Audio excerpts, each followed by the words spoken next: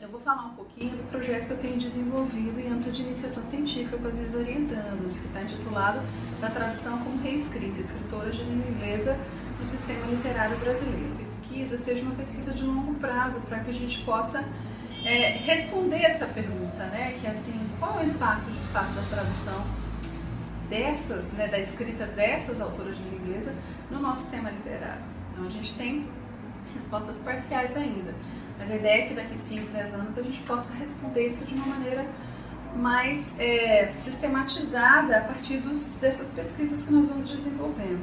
E a gente faz um recorte temporal específico também, que é a partir dos anos 2000. Então nós vamos pesquisar a tradução para o nosso tema literário dentro desse período específico, para entender também como é que nos anos 2000 a gente tem uma configuração dessa tradução da escrita de mulheres. Boa tarde! Apresentaremos agora 3 subprojetos derivados do projeto mãe da professora doutora Juliana Salvadori. Eu, Andréa Leite, estudante do 3º semestre de Língua Inglesa do Campus 4 da UNEB, da cidade de Jacobina, irei apresentar para vocês o projeto Reescrevendo Fantasia de Mulheres, mapeando traduções de fantasia no sistema literário brasileiro. O objetivo de nossa pesquisa foi mapear as obras de tradução ou reescrita de mulheres, do gênero fantasia, e no sistema literário brasileiro no período entre 2000 e 2019. Listamos também as escritoras de língua inglesa mais traduzidas e os elementos paratextuais, capas e contracapas, para entendermos como as editoras apresentam essas obras aos seus potenciais leitores. As categorias teóricas e de análise utilizadas para essa pesquisa foram o paradigma descritivo dos estudos da tradução de Pym e parte contextualizada de Lefebvre e Venuti, em diálogo com os estudos culturais, que propõe a ressignificação da teoria dos polissistemas de Itamar Ibn-Zohar. Veremos agora qual metodologia que utilizamos para encontrar essas respostas. Nosso projeto se dividiu em 3 eixos. Inicialmente, buscamos entender o referencial teórico dos estudos de tradução ou reescrita, como defende Lefebvre em sua obra de 2007. Paralelo a isso, iniciamos o segundo eixo. Nós entramos nos sites, identificamos as obras que eram classificadas como fantasia, e então nós mapeamos todas as obras que possuíam uma escritora de língua inglesa. É importante também ressaltar nesse momento a importância do trabalho em equipe e o suporte que o grupo de leituras deu ao nosso projeto. A terceira etapa do projeto começou de forma remota. Com o apoio do professor Davi Oliveira, conseguimos entender e utilizar o Corpora no sistema Anticonc. Depois, analisamos os resultados. Entender o conceito de fantasia, essa imagem reflete bem como a gente se sentiu. Não foi fácil como inicialmente nós pensamos. Nós descobrimos, por exemplo, que não há um consenso entre os pesquisadores da área sobre a origem do gênero fantasia.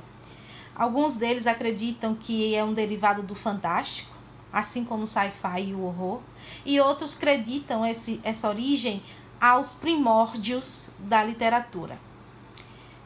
Uma coisa, porém, que todos eles têm em comum é a identificação do elemento mágico para que uma obra seja classificada como fantasia. E aí vem a questão, aonde que nós encontramos normalmente esses elementos mágicos? Nas fairy tales, nos contos de fadas, que são direcionados ao público infantil. É importante também destacar que Carvalho, em sua obra de 2005, afirma que as obras de tradução são consideradas obras periféricas no sistema literário.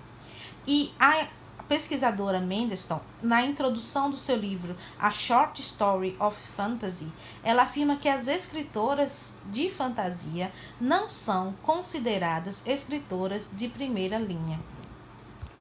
Nós fizemos o mapeamento das obras de fantasia no Brasil, considerando os parâmetros de nossa pesquisa. Identificamos 4 editoras com projetos editoriais nessa área: Rocco, Record, Arqueiro e Companhia das Letras. Pesquisando em suas páginas da internet, listamos 225 obras que atendiam a esses parâmetros. 3 dessas editoras possuem o selo destinado ao público infanto-juvenil: A única exceção é a editora Arqueiro.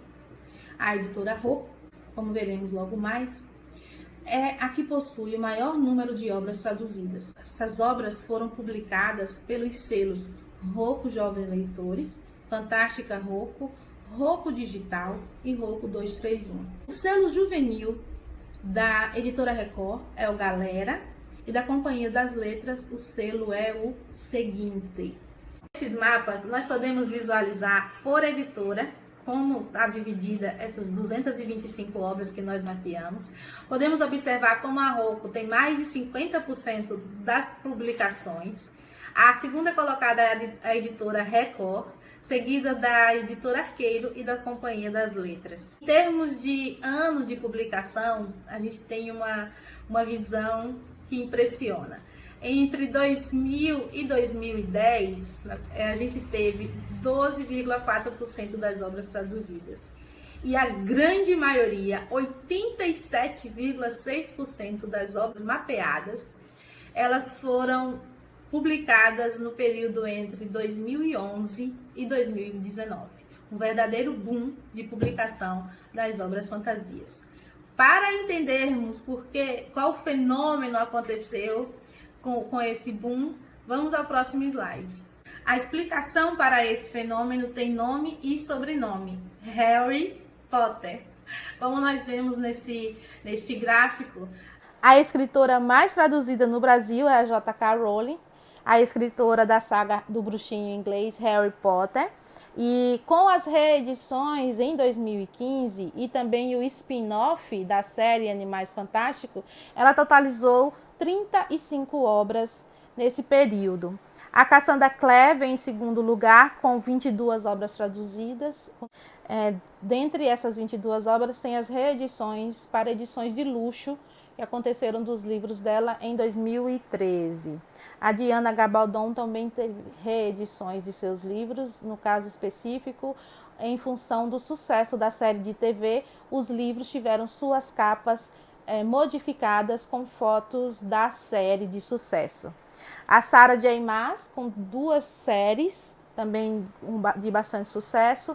A Anne Rice, que voltou a escrever após algum tempo, sequências, spin-offs do livro Entrevista com o Vampiro. E a Colleen Hooke com 2 séries, uma com 6 livros, outra com 5 livros, totalizando 11. Todas as autoras escreveram livros em série. E esse foi exatamente o critério que nós escolhemos para montar o corpora do sistema Anticonc. O Anticonc é um software livre que faz análise textual baseada em um corpora. Nós os alimentamos com o corpora dessas 4 séries. Nós escolhemos uma série de cada editora. Da editora Rocco, nós escolhemos a série Dorothy Tem Que Morrer, que é uma série baseada no clássico, do Mágico de Oz. Essa série possui 3 livros. Da editora Record, selecionamos Corte de Espinhos e Rosas. Essa série possui também 3 livros. E da editora Arqueiro, nós selecionamos a série A Maldição dos Tigres. E da editora Companhia das Letras, nós escolhemos A Queda dos Reinos. Todos esses livros têm mulheres como protagonistas e também foi um critério para a gente fazer a seleção das obras que serviriam de base para análise dos elementos paratextuais. Nós descrevemos esses elementos paratextuais e após a descrição e a formação desse corpora e a gente pedir para o Anticonc analisar, esse foi o resultado. A palavra que mais apareceu no sistema Anticonc foi inferior. Se nós analisarmos essa capa que eu trouxe aqui como exemplo para vocês, A Queda dos Reinos, normalmente o título e o nome do autor vem na parte inferior. Então, a palavra inferior foi a que mais se destacou na análise do Anticonc. A segunda palavra foi ilustração. Normalmente, as imagens são feitas em ilustração e no centro, que é a terceira palavra. Então, nas capas que nós selecionamos, o centro, as imagens, o elemento mágico é o que aparece em destaque. A cor que mais apareceu em nossas descrições foi a cor azul. Já nas contracapas apareceram o seguinte: sinopse, claro, né? Os livros normalmente trazem a sinopse da história na contracapa. E, além disso, a referência que se tratava de uma série. Personagens, muitos das autoras colocavam a descrição dos personagens na contracapa e muitos colocavam uma frase de efeito que já contextualizava a história para os seus potenciais leitores. Conclusão. Através de nossa pesquisa foi possível identificar como as obras de fantasia são traduzidas para o mercado literário brasileiro. Identificamos a mágica que o Harry Potter fez com o aumento exponencial do número de publicações após o sucesso dessa série, a valorização dos elementos mágicos nas capas, a grande exploração de histórias em séries, o público-alvo, que é o público infanto-juvenil, e as reedições recorrentes de escritoras de sucesso. Gostaria de agradecer ao UNEB e ao IC e ao CNPq por me dar a oportunidade de fazer essa pesquisa de forma financiada. Gostaria também de agradecer ao Grupo de Leituras por todo o suporte, especialmente as minhas duas companheiras de equipe, a Viviane Gomes e a Daiane Alves. Muito obrigada, meninas. Agradecer ao professor Davi pela paciência e boa vontade que sempre demonstrou com a gente. Em qualquer momento que a gente precisou de ajuda, ele estava lá. E o meu agradecimento especial vai para a professora Juliana Salvadori. Ela viu um potencial em mim que eu ainda não sabia que existia. E ela me mostrou um mundo que eu estou adorando desbravar. E eu sou muito grata por essa oportunidade. Thank you very much, teacher. Aqui nós temos as principais referências do nosso trabalho e eu gostaria de encerrar essa apresentação com uma frase da Anne Rice no seu livro Blackwood Farm. And books, they offer one hope, that the whole universe might open up from between the covers and following that universe, one is saved. Muito obrigada.